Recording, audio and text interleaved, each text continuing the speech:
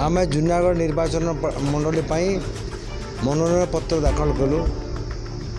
ए निर्वाचन रे जूनागढ़ निर्वाचन मंडली ममिता मेहर हत्याकांड, गोविंद साहू हत्याकांड, गोलामुंडा गोटे दादन प्रवण अंचल 10 वर्ष राजनीति रे आउ शिक्षा, स्वास्थ्य, गमनागमन, पानीय जल आज मंडी रे चाषी मैंने हंतसंत होती 5 केजी रु 10 केजी कटनी छटनी होची तार प्रतिवाद तार से मुद्दा नहीं आम ये निर्वाचन उत्तर नेबू। दिव्यशंकर मिश्र लगातार तृतीय थर आसे बोली चर्चा होती गोलामुंडा और जूनागढ़ में, तो तांको चेकमेट देवाई आपणकर किभली धारा अवलंबन कर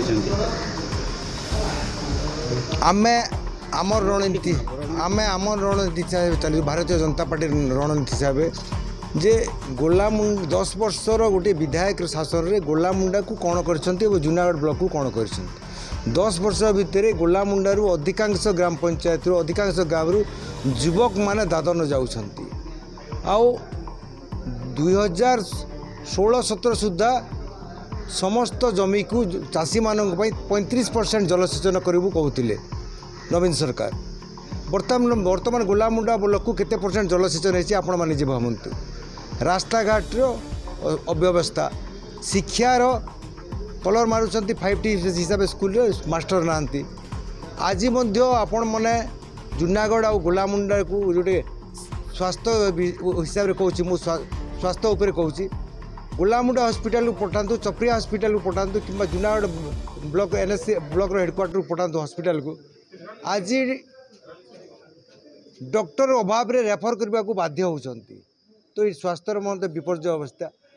आईन श्रृंखला कहवा कथा तो न कहवा तो भल, जेहेतु ममिता मेहर कथा पल्ली ठारू दिल्ली पर्यंत जाइछि एवं जूनागढ़ निर्वाचन मंडली विश्व दरबार रे, भारत वर्ष तो छाड़ विश्व दरबार रे निंदित होइछि।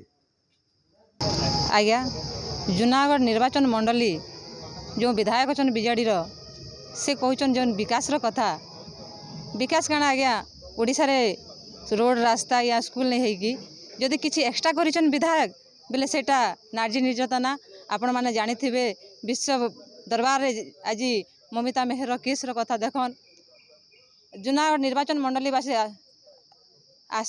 आशीर्वाद करबे ताहले आम कैंडिडेट जितला बेले प्रथम आम ममिता मेहर केस जे ममिता मेहर को किए मारला केमती मारला आ गोविंद साहू को गोटे जेल भितर केमती मरागला सेटा आम CBI तदंत करमु। एटा आमर मुख्य उद्देश्य मोदी जी गारंटी जदि सरकार रे आम ओडिशा रे आउछु ताहले जो 3100 टंका धान कुंटाल प्रत्येक चाषी अच्छा तार लाभ पाई पारबे। प्रत्येक माँ 1000 टंका प्रति मास रे तार लाभ पाई पारबे। आउ बुढ़ा बुढ़ी भत्ता जेन अच्छे जे मैंने 60 वर्ष अच्छा से मैंने 2000 टंका आउ जो मैंने 70 वर्ष ऊर्ध अच्छा से मैंने 2500 टंका ए लाभ निश्चित भाव भावे पाइबे। आउ पब्लिक चाहते एथर परिवर्तन करने आउ 25 वर्ष सरकार के उपाड़ी कर फिकवा लगी से माने चेष्टा करुचन आउ तांकर आशीर्वाद अच्छे आम प्रार्थी उपरे माने से माने निश्चित भाव विजय लाभ करेंगे।